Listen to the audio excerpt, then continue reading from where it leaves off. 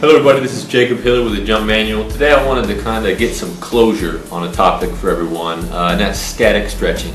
Static stretching got a bad rep, and the reason is because several studies found that directly after doing a routine of only static stretching, I'm talking directly after, like seconds, minutes afterwards, there was a slight decrease in power output because of static stretching.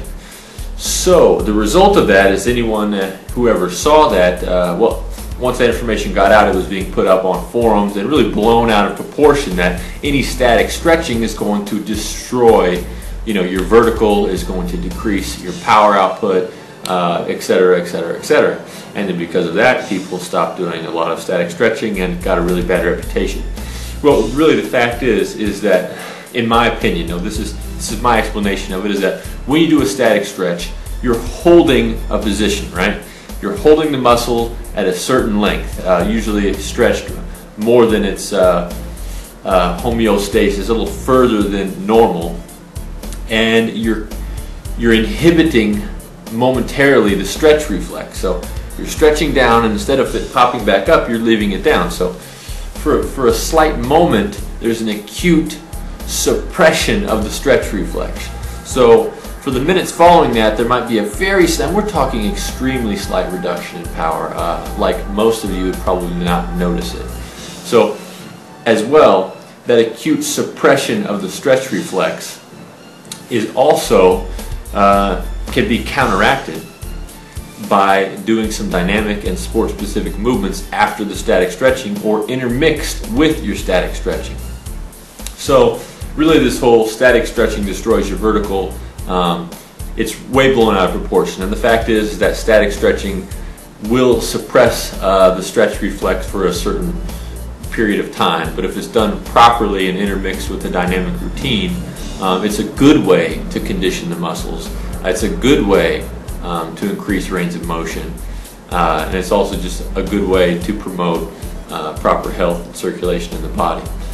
So here's another point about static stretching.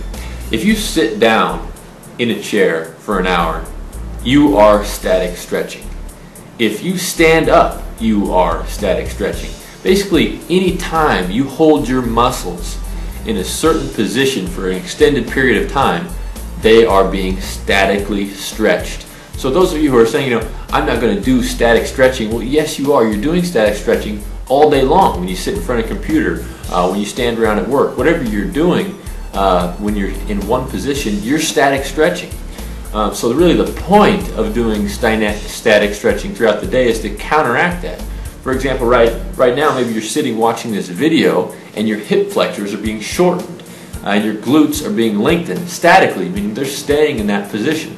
So when you do other static stretches to counteract that, like a psoas stretch, or any a hamstring stretch, any of these stretches, it's only to let your muscles lengthen again and let your body decide what's the proper length for the position they're in, rather than having shortened muscles, because it's better to stretch your muscles than to leave them short and contracted. If your muscles are shortened, they're going to not be in a position for peak power.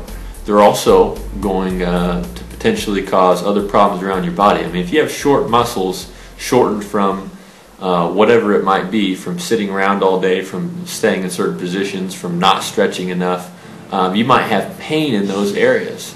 And you'll notice that a proper static stretching routine targeting the right areas that are shortened, lengthening those proper muscles, is going to relieve the pain. It's going to increase the range of motion. It's going to improve the tissue quality.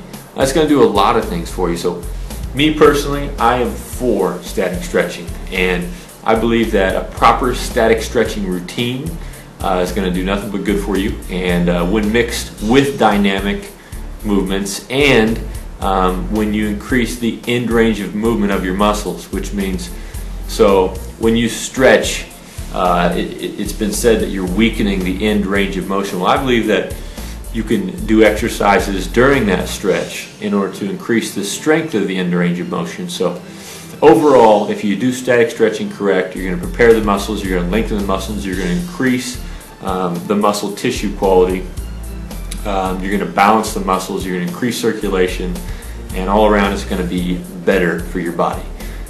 The one risk, really, I believe, of static stretching is the decreased power output, which really isn't an issue because it's so acute.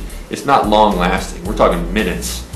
And two, whether you're going to weaken the end range of motion, I just don't believe if it's done correctly that's going to happen. And really, even if it's done incorrectly, when you stretch at the end range of motion, your muscles are creating tension. You know, stretching is also putting tension on your muscles, and there's going to be some super compensatory effects that are going to make your muscles stronger as well because of stretching. So anyways, I think it's a lot blown out of proportion. I think static stretching is a good thing, and I think that you'll find that some of the best trainers in America and all over the world are still doing static stretching, you know, and are still teaching proper methods of static stretching.